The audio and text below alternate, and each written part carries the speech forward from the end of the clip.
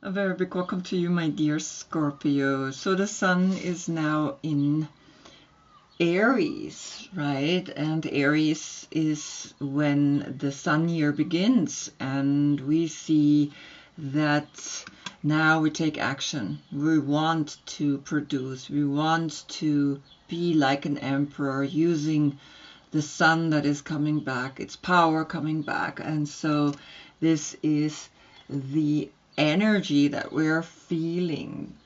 The moon in your sign, and so you feel deep within again and again when the moon is in your sign that you have the opportunity to let go of things that don't work for you anymore, particularly here in the transformation, the death, right? Really letting go. It's not like something is dying, it's just, it's gone, it's finished, and I let it go in a most positive way.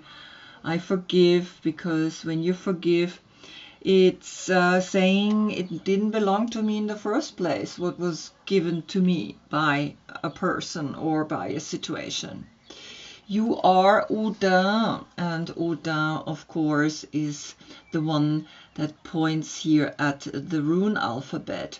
And so we're going to look at Odin. You're the 8th zodiac sign, the mystic, and also connected with the 8th house of transformation and secrets. You are ruled by Pluto. And Pluto is the Aeon, is the new zeitgeist, is the new energy that is now appearing, because Pluto has moved into Aquarius, and Aquarius is the new communities, is the new technology, etc. So we're going to look at Pluto because Pluto is ruling you, and I'm doing a special. We're going to look at Neptune. Neptune has moved into Aries, and so we are not dreaming about it anymore. We're taking action, and that's where we're going to look at as well. Back to the last reading where you had a second time Pisces Sun giving Scorpio Moon the light. Pisces said, let yourself fall into the totality of your being. And you can see here, right? It's like it was a really beautiful message here. And also the Fool came. And the Fool is always Uranus, and Uranus is ruling Aquarius, and Pluto is in Aquarius, and so I think you get the message. We begin with Odin. Odin, you get the 10 of Swords, which is Sun in Gemini. Now the next reading we have the Sun in Taurus, and that's where you're gonna get your full moon. After Taurus, we get the Sun in Gemini. So is this a message for the future? Could be. Could be that you are realizing something through the 10 of Swords, because it's the end of a cycle. It's the end that says, well, you did whatever you can do. And I'm just checking if you had Swords here. And you don't have, but you had here Gemini. And so I think what's happening is that in the communication something is ending. Something is, that's it, right? Like Sun in Gemini, it's kind of like saying, well, your personality doesn't want to talk about this particular situation anymore. You're done. So the 10 and the 8 is the 18, and the 18 is the moon, and that's turning into a 9, and the 9 is the completion. What is coming from the mother piece? You get the Empress facing down, and so here the Empress, that's Venus, you see that she's lying here, she's really into herself, she's amazing, but she's reversed. And so if I calculate now the 10 and the 3 together, and maybe that's why this communication is ending, because all the swords are pointing down. And I think there's something ending here with the Empress, with love and money, etc., right? And so the 10 and the 3 is the 13. That's death. That's the end. The 13, we get the 4 and the 8 is the 12. And the 12 is the hangman, that's Neptune, and then the 3 is left. So look into your inner Empress, look into where is Venus in your birth chart, and what is Venus wanting to tell you when it's facing upside down like this. And so there is a message, right? Because, I mean, he's pointing down. He's pointing at the 10 and he's pointing at the Venus reverse. And so something is wanting to be said here, or the discussion is finished. Either way.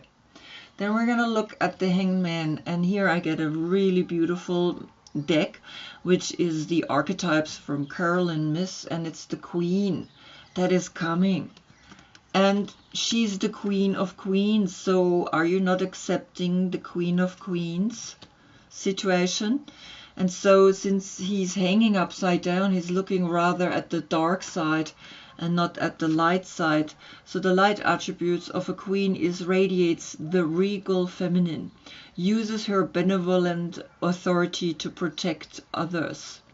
The shadow attributes becomes arrogant when authority is challenged, controlling and demanding. So look at that, right? Look at the fact that sometimes when you feel that the queen aspect deep within you, it doesn't matter if you're masculine or feminine, Scorpio, right, that is watching this video. A queen is someone that holds the feminine. And a masculine can hold the feminine, and the feminine can hold the masculine, right? And so have a look at that. Now I want to see what is Aries saying, and Aries is bringing you the 6 of Swords, and that's Mercury in Aquarius. So you had 10 swords, and now you have another 6 swords. That's 16 swords. That's Mars, right? That's like the Tower. That's like something's gotta go. And what's going is that you are learning something really profound, because Mercury is the magician, is the one that brings the information, is where the communication ended. And now it's picking up again, and it's in the 6, and the 6 is self-love. And the third eye, and you see that something is coming at you very clearly. So there is an alchemical shift through Neptune, through the way they look at each other. It's almost like she's saying, why are you leaving me? And he's like, well, I gotta go, and I gotta take care of the studying, because that's what it is, right? Aquarius, Pluto is in Aquarius, the planet that rules you.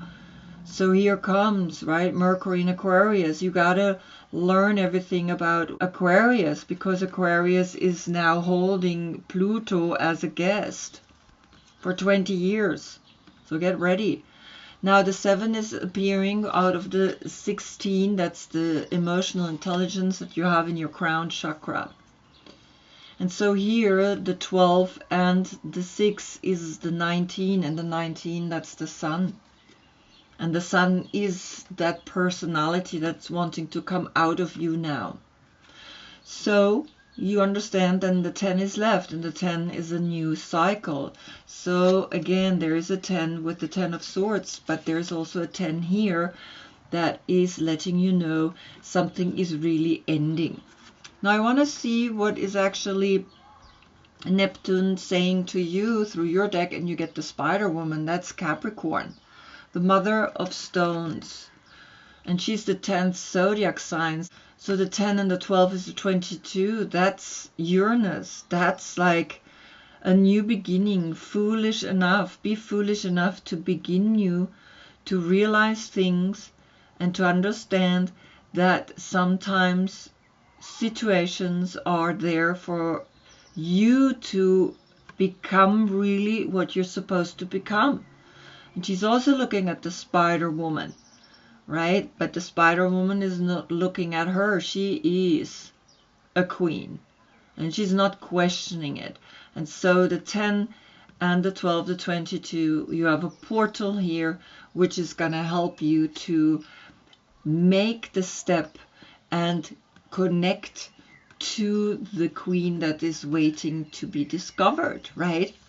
And remember, right, so we have the 6 and the 10, that's also 16. So something is really wanting to tell you, use your emotional intelligence, right? Because things are important to be understood. Now we're going to look at the moon. The moon is bringing you the dragon's hoard, protecting the future, the number 12. And so with Neptune, that's a 12-12. And of course the 18 is a 9, the 9 and the 3 of the 12, that's then a 12, and the 3 is left. So the Empress, something is wanting to tell you that you can be a dragon, and she's protecting the egg, and in their protection the future is important, that you see that this is the future. The 6 of Swords, right? Mercury in Aquarius. This is an alchemical process that's very magic. So understand the 6 of Swords, Mercury in Aquarius. And so you understand that then the 3 is here to tell you, turn her around. Simple as that. What is your deck saying? The 9 of Wands, which is Moon in Sagittarius. And Moon in Sagittarius is going to be in the next reading, right? Moon in Scorpio is right now, but the moon is going to go into Sagittarius. So you have the 9 of Wands, and you are fighting the 10 of Swords, this kind of thinking. You're actually then seeing also the 6 of Swords, and you're seeing that you're learning, and you have the courage, you have the stamina to stand up. And so the 9 and the 3 here is again the 12.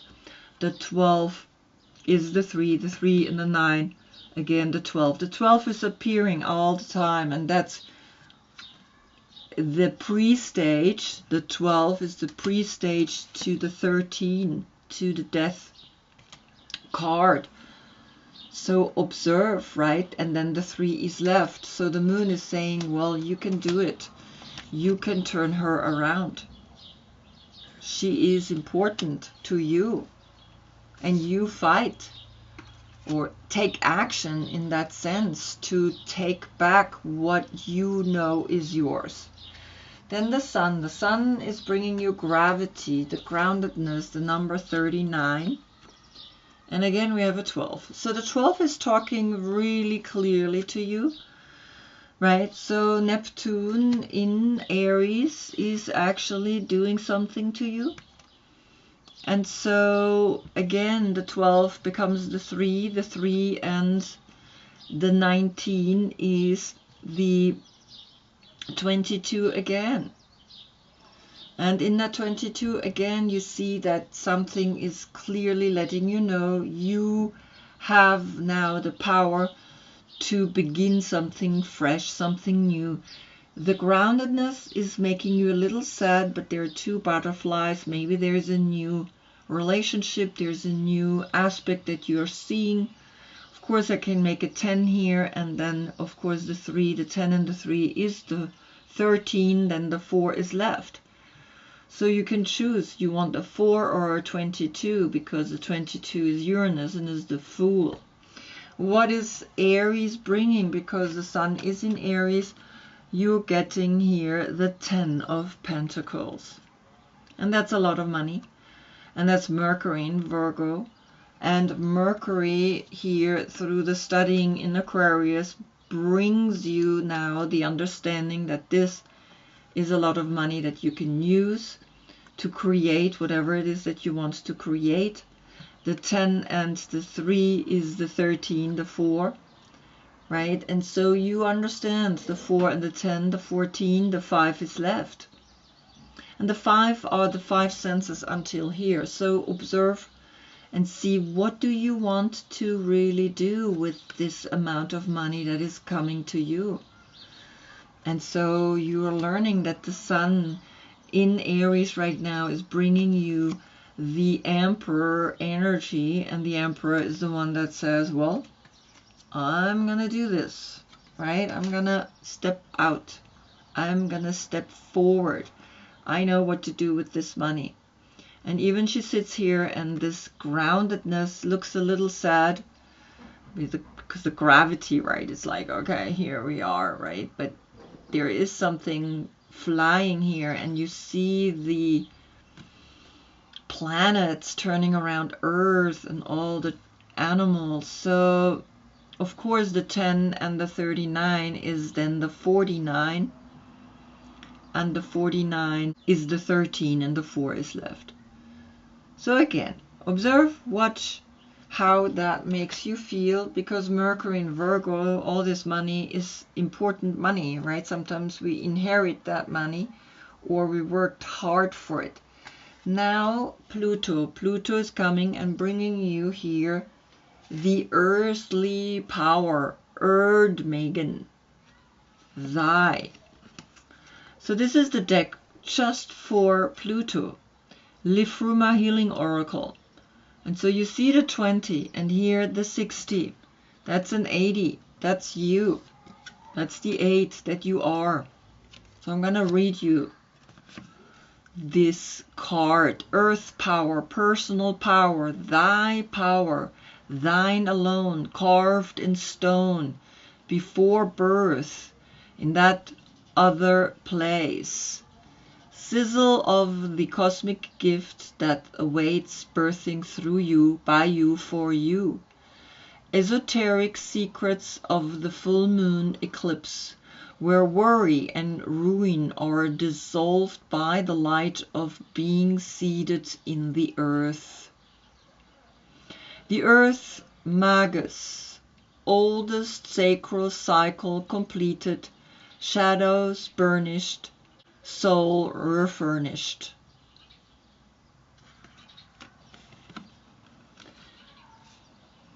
I see two people here, and we had here the two butterflies. I also see the butterfly here, you see that? So it's connecting with the gravity, and it's the earthly power that you're getting, the 6 and the 6 of Swords. Learn everything about Aquarius. Pluto is in Aquarius. Pluto, 20 years. The 8 and the 0. The 0 is the Fool, and the 22 at the same time. You are getting a big message here. And so what is your deck saying? Radha, the daughter of Wands in the East, is coming. And these are all 3 fire signs: Aries, Leo, and of course Sagittarius. Aries is here through the sun, and we have here the moon in Sagittarius. So you understand that something is coming here that wants, through the young generation, to be understood. The 8 and the 3 is the 11, so there's a portal right there. The inner teacher, learn through the inner teacher to understand what this is all about, and you connect and you understand, and this is the message, right? That you are connecting here through the earth power, and that the esoteric teachings of the full moon eclipse are bringing you the message that you understand, only you. And so the 11 is here, letting you know a new zeitgeist is here, a new aeon is here. And so you see that, of course, the 6 and the 3 is the 9, and the 9 is again the completion. And in that completion, you see that you can have the strength to stand up for anything, right? It's like all the arrows point up, here all the swords point down. And so go here and see the thoughts, they're ending, because you have the 6. The 6 and the 9 is the 15. That's Capricorn. That's the attachment to work and money, of course, and all the things that come with work. But the 6 is left, right? The 6 is always here indicating self-love, self-study, and self-appreciation. So I hope I see you in the next reading. That's when you get your full moon reading, right? Taurus is opposite of you. Taurus Sun is giving light to the full moon in Scorpio. Until then, I thank you so much for being with me. Namaste.